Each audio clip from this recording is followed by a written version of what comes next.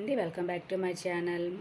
ఈరోజు వీడియోలోన అమ్మవారిని 3వ రోజు ఎలా అలంకరిస్తారో ఈ వీడియోలో చూసేద్దామా. ఏ కలర్ శారీ అనేది కట్టుకోవాలో, ఏ మంత్రాన్ని అనేది పూజించాలని ఫుల్ డీటెయిల్. నవరాత్రిలోన అమ్మవారిని 3వ రోజు అన్నపూర్ణాదేవి అమ్మవారిగా మనం పూజించుకుంటాము. నక్షత్రం అనేది స్వాతి నక్షత్రం. చీర రంగు లేత పసుపు లేదా గోధుమ రంగు చీరని అనేది కట్టి అమ్మవారిని అలంకరించుకుంటాం. పువ్వులు మల్లి లేదా పగడ పువ్వులని మనం పూజించుకోవాలి.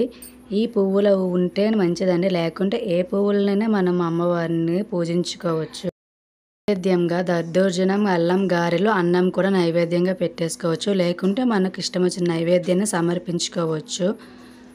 మంత్రం అనేది అన్నపూర్ణ అష్టోత్తకం అనేది చదువుకోవాలి.